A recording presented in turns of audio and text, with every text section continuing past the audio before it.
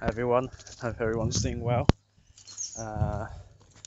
Today I've got a slightly different video or topic to talk about, and that's relate to dimensions and timelines and how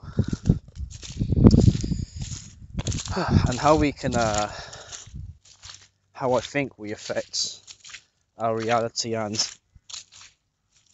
so the thing with timelines is that I think that there's like multiple different timelines going on at the same time, where our 3D avatar exists in each of those timelines simultaneously, kind of like the multiverse theory, if anyone's ever heard of that, where each point in time, if because time might just be a human construct, time might just be a product of our mind in order to try and quantify certain moments. That's what the ego does, like with its capacity for language, but it's a product of separation, splits things up into many pieces. So that's also how it measures time. It's how we do mathematics. But anyway, the thing with dimensions is that so we're in 3 dimensions and time, so that's 4 dimensions that that's very intuitive to us. So if the dimension is just one point to the next, so within space you have 3 dimensions, and their measurements are length, and then time is one moment of the 3 dimensions to the next, and events change in those moments. So we're familiar with the 4 dimensions, but so what would be the 5th dimension? In my opinion, the 5th dimension would be all possible timelines. So it would be a point from one particular timeline of one particular instance of a point in space and time to the next, but that is just one point on the 5th dimension. So it can be all timelines. So and I don't even know what the New Age says about the 5th dimension.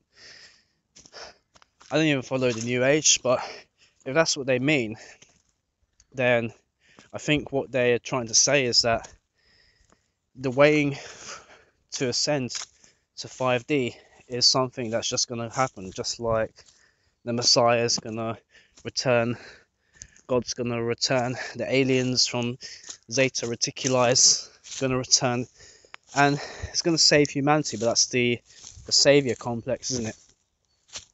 Something is just going to come and save the human race. I'm not saying that. I think with the 5th dimension, because it seems like this 3D space that we're in is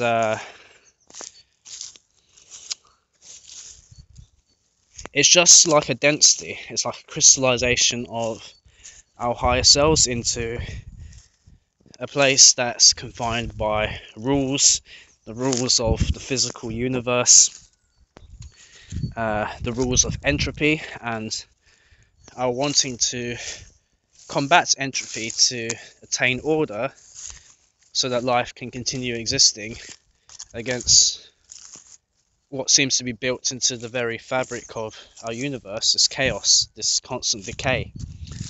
So we suffer, but like that's very limited. And I know this human 3D avatar's mind is limited to the rules of this place, so you can't fully comprehend the higher dimensions. But the true self, in my mind, is not constrained to the rules. It's infinite. There's a possibility that we chose to come here. I'm not sure. It could be a trap. Like, how is the avatar supposed to know? It can't know. It can have an idea, I guess, and I do have ideas for what's actually going on here, but to actually know is, like, you can know these things in, for instance, like the DMT space, which is just an exemplified, it's like a shortcut to something that can be achieved via meditation. But in that space, your awareness goes beyond the constraints of this place. So there's this profound feeling of unity and knowing of everything within those places, but it's very hard to bring something back. So the only thing I know from my experiences with DMT or deep states of meditation is that things aren't what they appear to be here, and this place is very illusionary. So that place is like a higher domain that sits above this condensation of reality, this constraint, this limitation, and everything here gets us to attach to this place so that our perception can be fooled into identifying with this place, so that when we're released from the bonds of resonating with the 3D avatar, because the soul is kind of in resonance. It's not even like the avatar isn't even part of the soul, in my opinion. It's just something that you decide to have similar thoughts, feelings, emotions around, so you draw yourself into the density. But when you're released, if you're identified with a place, you just come back to another avatar of similar mind. So this theory of this gradual progression, as you go round the wheel of samsara, you go round the wheel of reincarnation, back into another form, to an experience that's similar, or to an experience that will benefit the growth of the spirit of the soul. It kind of makes sense if you're identified to this place. But what was I thinking about? The point back to 5D is that, let's say we have multiple timelines, and our higher self, which is not only fourth dimensional, it's fifth dimensional, perhaps even sixth dimensional. And I might explain what I think the sixth dimension is later on. But so let's say your higher self is fifth dimensional. It sees all possible timelines. It sees the timeline when you are your most degraded self. It sees the timeline when you have become enlightened to the point where you're lifted above the matrix of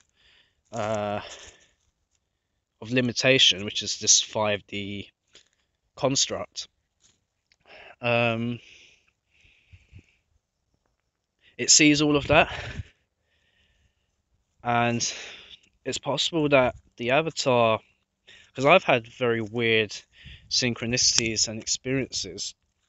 For instance, there's a certain way, like one of my devices that I use at home, like, works, but all of a sudden one day it just changed the way it operates, and then I found that people in my life were treating me differently after that point. It was almost like I'd moved into a different reality at that point, and that things appeared to be similar, but they weren't quite the same. And I'm also seeing like numbers like 11 is quite common, and some people have been seeing it in some other YouTubers in this community have also been reporting similar experiences. But I think it's possible that as we're becoming more aware of what's going on here, and actually becoming freer and freer by the day, as the influence of this place has less control over us, and these, these entities or parasitical these mind parasites, they're vying for mental real estate within our minds. When we can't control certain compulsions that we know are not beneficial for us. Like if you can't control drinking, or if you like go on a porno website, or if just you just can't stop, like you keep going back to the same kinds of relationships, you're just on a cycle, on repeat, but you get this urge to do something that you know is not going to benefit you, and it almost like takes over your mind at that point. Or you might have some thoughts that, Jesus, a pheasant scared the shit out of me. um, you might have certain thoughts that are very dark, and you just don't identify with them, and you're thinking to yourself, where did that come from? But then you realize, oh, that, when you think about it deep enough, because we'll think that our minds is this little private recluse that's just ourselves, but the mental plane is not entirely individual, at least for the avatar. The soul is individuated, but does it fully possess the avatar at all times? I would argue it doesn't. So these are kind of like micro possessions, and most people are not, they're not self-aware. They concentrate on the external world and events that's happening to them, but they're not analyzing their own thought processes. They're not doing the inner work to sift through various traumas they've had in the past, try and resolve them, and then get out of this trap of reacting to certain stimuli that triggers these traumas, that causes you to act in certain self-sabotaging ways. Like people are not doing that. So it's very possible that these things have I am becoming more and more aware of it by the day. But I think the point, going back to the dimensional stuff, is that as we're becoming more and more aware of the at least I've noticed it in my life, this control grid, and the various forces, like a tug of war that's going on inside of my mind for the real estate. Because I go back to being a Hylic sometimes. I'm not gonna lie. I give into like animalistic urges. I can't until recently I hadn't put the willpower in to see that, but it's starting to become a little bit clearer now, and I'm becoming more aware of possible possessions. But it can be possible that when you start resonating with higher truths, it's like, I wouldn't say the physical avatar physically jumps to a different timeline, but it could be that the soul, the focal point of attention within the particular instance of time, can shift its direction to a different timeline. So it would appear as if you jumped to a different reality, when in fact actually these realities are just moving through the fifth dimension in parallel. So there's probably another dimension or timeline where I'm just a complete failure. There's another timeline where I've become a millionaire, but that's probably came at the cost of something else. But it's all happening at the same time, I think. And it's not, you know, I'm not, I didn't jump to a different reality. My reality didn't change, although it did change, and that's the paradox. But it's more that's more of an indication that something, um, there's a higher dimensionality to all of this. Uh, so that's what I'm thinking. It's like we have more control over this than we think. So, um, is there anything else that I wanted to say? Uh,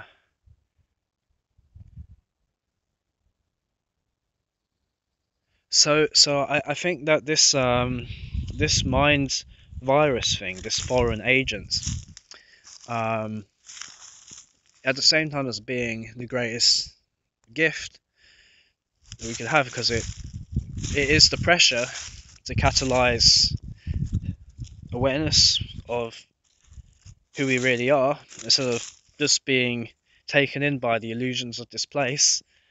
Um, it's kind of,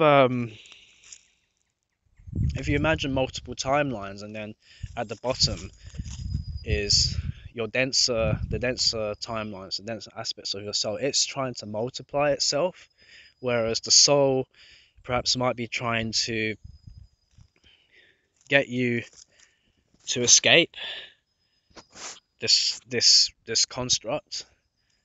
And the more timelines it can corrupt, the closer you become to damnation. So it's multi-layered. So, you know, we have, you know, this world seems to be run by avatars that have been completely taken over by this mind virus, and their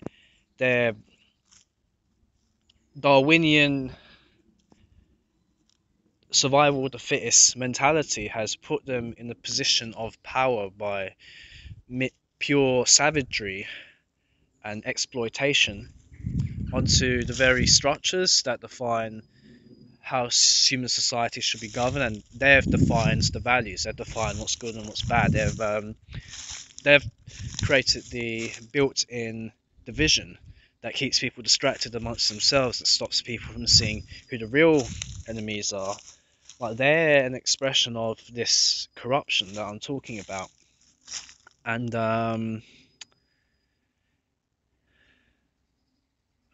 I don't know, it's crazy. It's just something that I've been thinking about recently.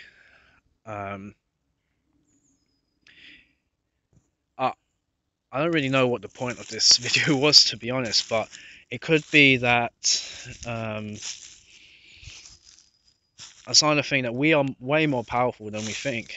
And I just want to experiment. I want to see what's going to happen as you start to become more and more aware. Are we going to shift ourselves to these other timelines where we're much better versions of ourselves? Hopefully we can slowly begin to get out of this place. Because you know, I've been speaking to a lot of other people who are into this kind of subject, and it's starting to become more and more evident in recent times, now that I'm starting to become more and more aware of what's going on, that there might be less true authentic souls in this place than I would have thought to begin with. The people who I thought were sold seem to be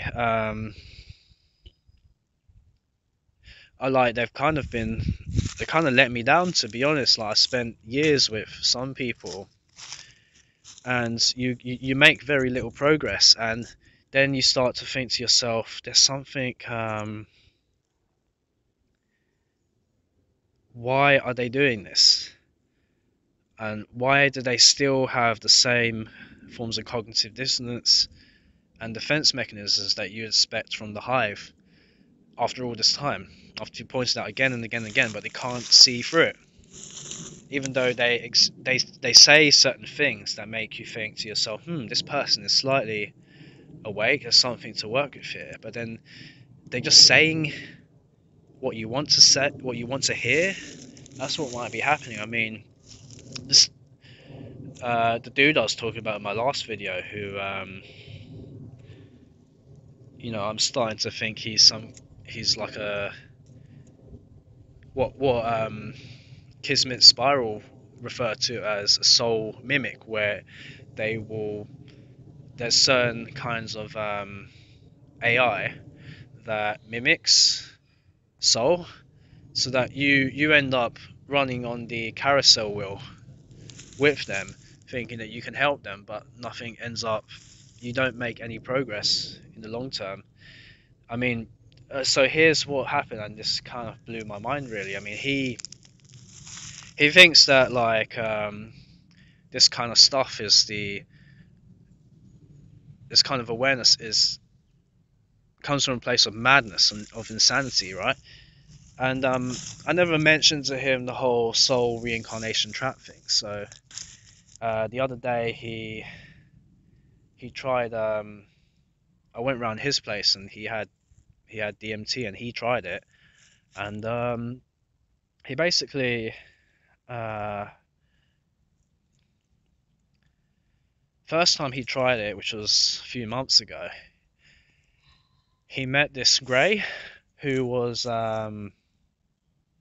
bearing in mind he barely gets anything from these substances, like barely anything at all, which is one red flag for me, because my experiences have been very, very reality shattering, at least to the point of complete out of body experiences, completely different set of senses, meeting other kinds of life forms. But he gets like flashes and silhouettes, and he's still here, he's still rooted to his place. But he did it a few months ago, and he said that he met a grey that was guarding a door, and he couldn't get through. And that's about the most visionary thing he's had an experience with. But the grey, some entity was blocking him. Something, yeah, that makes sense. He seems to be being blocked because it seems like a lot of the NPCs are NPCs because they are conduits for this parasitical mind virus, which is one thing, but it at the same simultaneously and paradoxically is also many forms of entities that resonate at that particular vibration, very low vibration, one based on entropy. And we know about the Lucian, the source of food, blah blah, etc. So that made sense to me. He's blocked. I mean, I had an idea of what that was. I mean, he had no idea at all because he doesn't. Well, he's still very much in that game. So then the recent time he did that, because I'm at the verge of just leaving the friendship, but he said that he met those entities again, but they had these like towels, and they were like these iridescent shimmering towels, and they were distracting him from something, and he couldn't see what was behind the towels, and they were like mirages. And then he said to me, and this is what really piqued my interest, that it seems like he felt like this place was a trap, and that they're trying to hide something from him. And I thought to myself, bingo, because that's what I've been trying to get him, not even to get him to agree to, but just get him to understand that whole concept.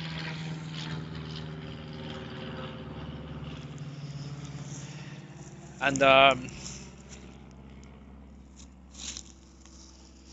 sorry. Um,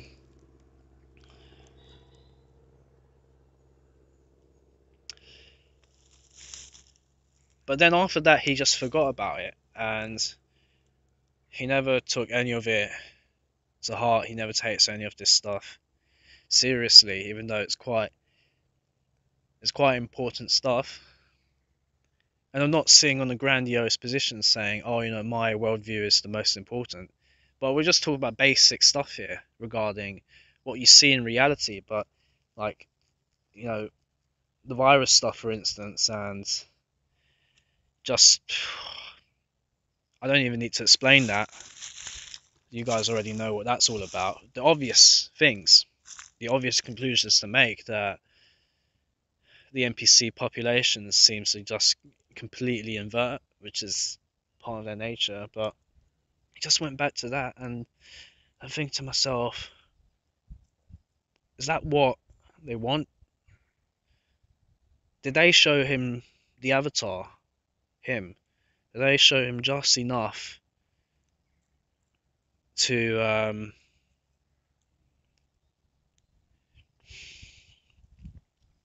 because that's some other dudes that I know who's fully aware of this kind of stuff. He just said that, yeah, he's still gone, but they're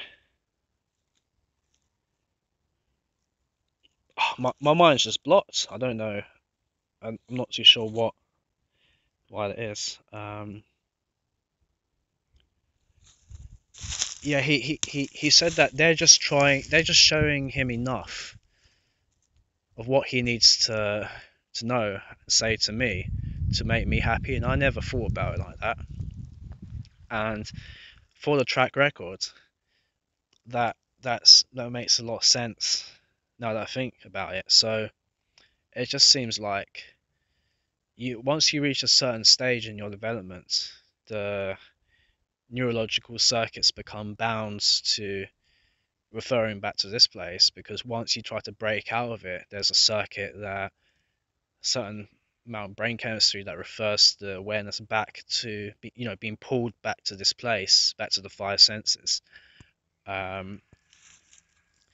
Like once that seems to set in, there's not really much you can do at all, unless you just they completely have a they have a complete breakdown of traumatic experience. Because it's to even entertain the kinds of stuff that are spoken about in this community means to completely shatter your reality of everything you thought was true.